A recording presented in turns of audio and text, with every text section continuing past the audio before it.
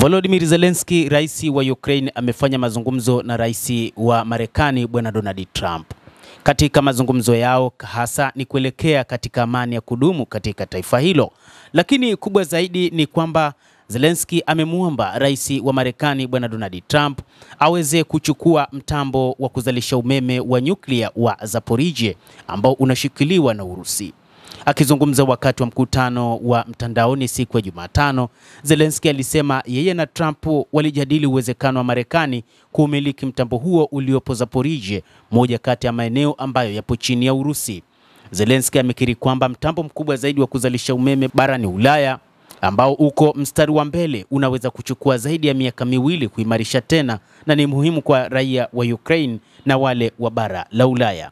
Pia alisema na kusisitiza kuwa mashambulizi ya miundombinu ya nishati, reli na vifaa vya bandari kunaweza kuanzishwa haraka kama sehemu ya usitishaji vita uliosimamiwa na Washington na Kiev. Lakini Zelensky alionya kwamba Ukraine italipiza kisasi ikiwa Moscow itakiuka masharti ya usitishaji mapigano. Anasema, "Ninaelewa kuwa hadi tukubaliane na Urusi, hadi kuwe na hati inayolingana juu ya usitishaji mapigano kwa sehemu, nadhani kila kitu kitarushwa," alisema, akimaanisha ndege zisizokuwa na rubani pamoja na makombora. Aliwaambia waandishi wa habari kwamba anaamini Putin hatakubali kusitishwa kikamilifu kwa mapigano, huku wanajeshi wa Ukraine wakisalia katika eneo la Kursk magharibi mwa Urusi, ingawa Urusi inadai kwamba tayari imeshawaondosha wanajeshi wote wa Ukraine waliopo katika eneo hilo la Kursk baada ya Kiev kuanzisha mashambulizi ya kushtukiza katika eneo hilo mnamo mwezi Agosti mwaka uliopita.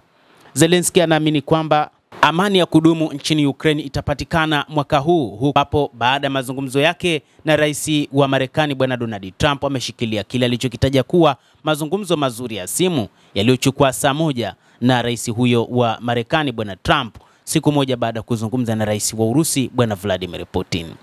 Akiandika kupitia mtandao wake wa kijamii wa Truth Social, rais wa Marekani Donald Trump amesema wito huo unalenga kuzipatanisha Ukraine na Urusi na kulingana na maombi na mahitaji yao, akiongeza kuwa juhudi za kusitisha mapigano ziko sawa.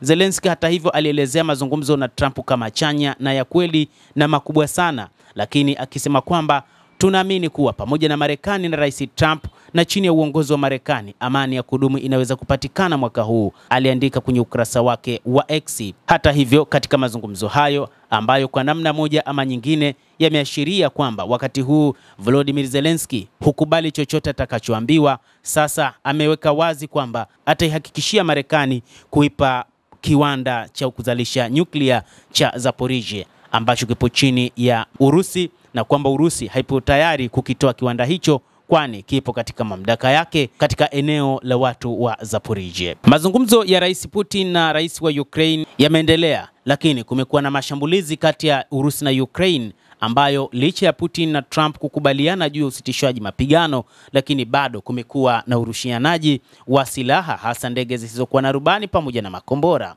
Akizungumza awali na waandishi wa habari, Zelensky alifahamisha kuwa yeye na Trump wamejadili maelezo ya hatua zinazofuata baada ya majadiliano ya kusitisha vita, akitaja mkutano wa Jeddah na kuelezea kuwa kila kitu kilikubalika, huku akinyoshea kidole Urusi ambayo alisema haitaki mambo yaende vizuri. Hata hivyo, licha ya makubaliano ya kusitisha mashambulizi ya Urusi kwa muda wa siku 30, bado mapigano yanaendelea. Usiku wa kuamkia leo, Urusi imefanya mashambulizi mengine ya anga dhidi ya miundombinu ya Ukraine, na rais Zelensky amesisitiza kuwa Marekani inapaswa kuwa na jukumu kubwa katika usimamizi wa makubaliano hayo, hasa katika maeneo ya nishati. Pamoja na hayo, Zelensky amesema kuwa Ukraine itajiandaa kuheshimu makubaliano hayo, lakini ikiwa Urusi haitashambulia tena vituo vya Ukraine, basi nchi yake haitashambulia pia vituo vya Urusi. Endelea kutufuatilia mtazamaji, na usisahau kulike, kucomment na kusubscribe channel yetu hii. Mimi ni Adam Hussein, endelea kuwa nasi wakati wote.